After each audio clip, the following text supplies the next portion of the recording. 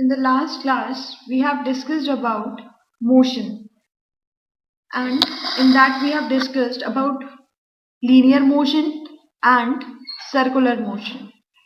Today, we will start with force and laws of motion.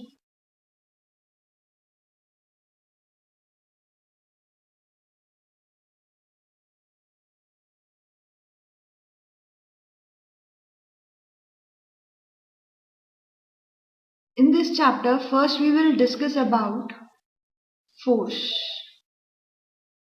As we have studied motion, before it we have discussed about rest position also.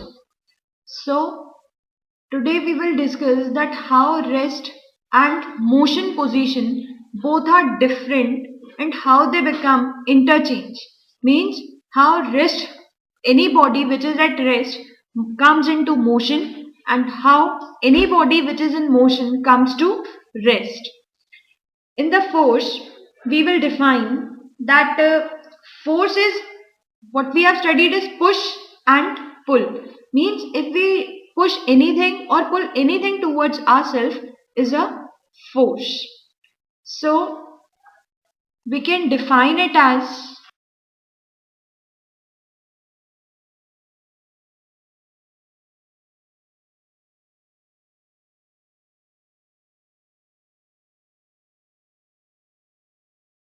now we will discuss that what are the various effects of this force. Means if any force is acting on any object, then what are the effects which are created on applying the force.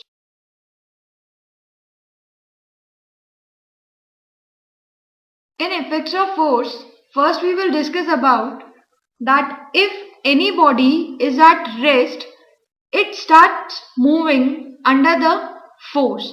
Means if any body is stationary and we want that it should move, so on applying force, we can make the stationary body to move.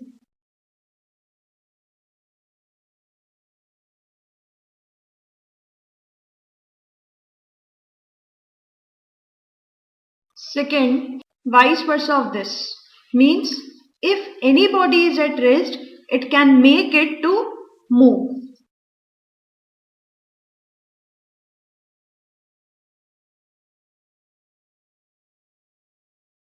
Third, force can change the direction of motion.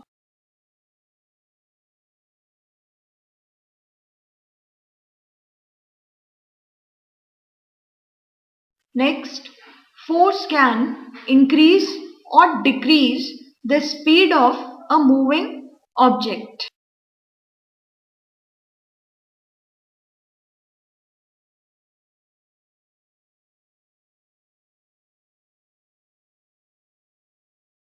And last, on applying force, we can change the shape or size of any object.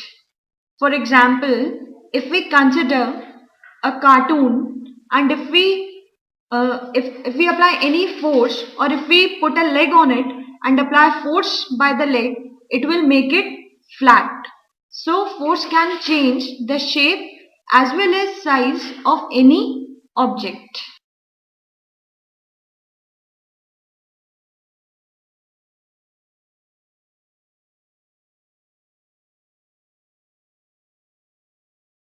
These are the 5 effects which are observed when the force is applied on any object.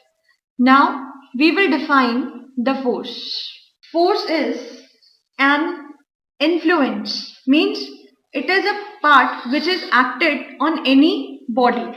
So we can define it as an influence which tends to set a stationary body in motion, or stop a moving body, or which tends to change the speed and direction of a moving body, or which tends to change the shape and size of an object. So this is a complete definition of a force. We can also define a force as A force is the cause which can produce acceleration in the body on which it acts. Means if we have a body and a force is acting on it, so it will produce a acceleration in that body. Acceleration means it will change the speed of that object.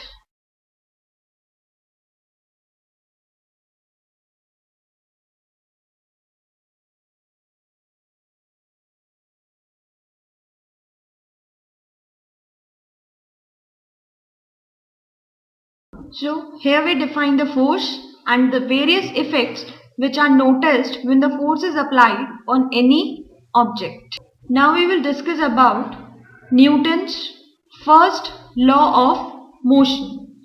Newton was a scientist who gave three laws regarding the motion.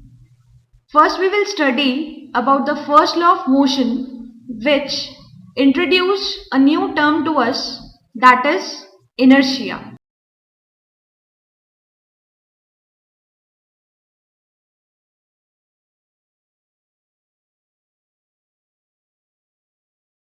As we have discussed about the effects of force, these effects are noticeable only when the force is unbalanced. But if the force is balanced, none of the effects except last, that is shape and size. Other four effects cannot be observed if the force applied on any object is in balanced condition.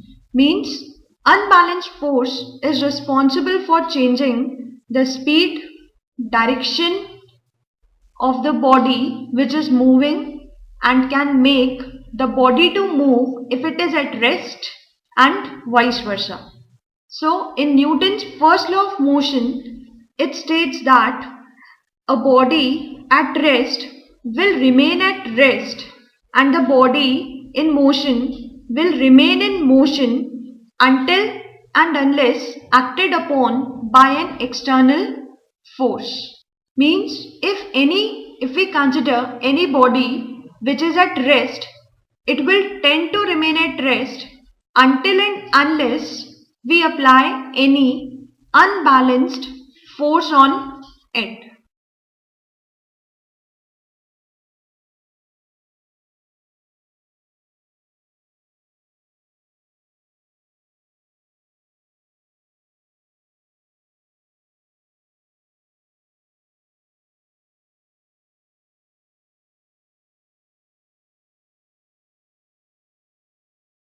So this is the statement of the Newton's first law of motion. Now we will discuss about inertia. Inertia is a term which is dependent of mass. Means it is a term or it is a quantity which is completely dependent on mass. If any body which is having more mass, then it would be having more inertia.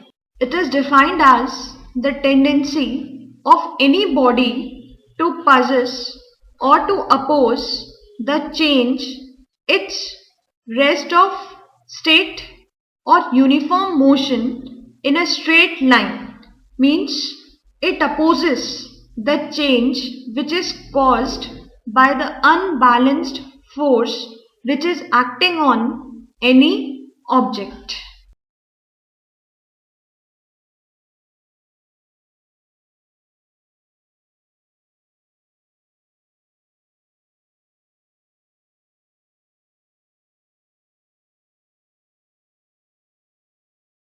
And this term inertia, which is dependent of mass, was introduced in the Newton's first law of motion. Due to this fact, the Newton's first law of motion is also termed as law of inertia.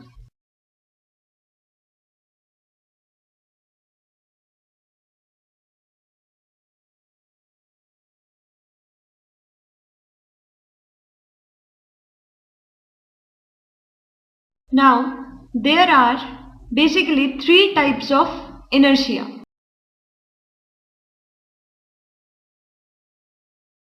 First, inertia of rest. It is defined as the tendency of body to oppose the change in its state of rest when some external unbalanced force is applied on it. Means if any object which is at rest, it opposes to any effect which causes the change in its state of rest. Means any body which is at rest, it always tends to remain at rest. So inertia of rest is the tendency of any object which opposes the cause of motion in that body.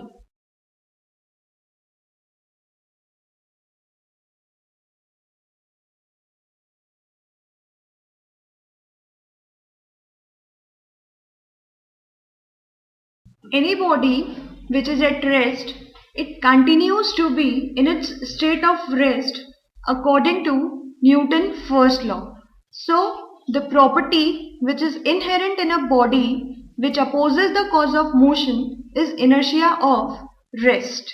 The second category of inertia is inertia of motion.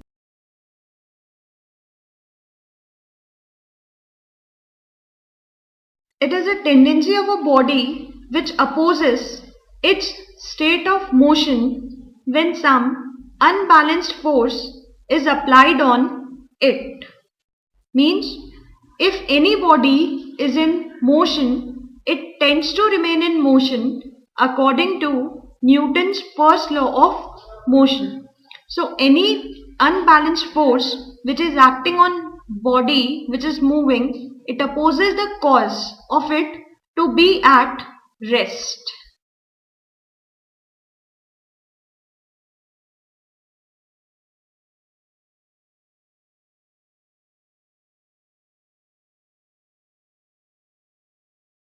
Due to this inertia of motion, if any man or if any person jumping from a moving bus have a forward fall, means he falls in the forward direction.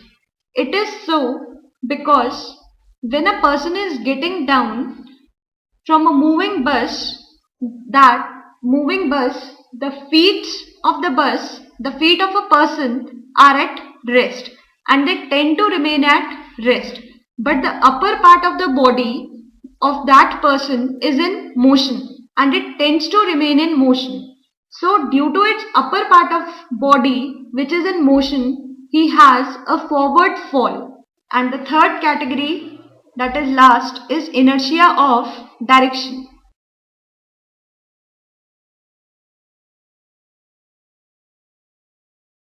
It is a tendency of a body to oppose any change in the direction of motion. Means if any change is in the direction, then this inertia opposes to change the direction of any moving object. And the change in direction will be taking place only when there exists unbalanced force.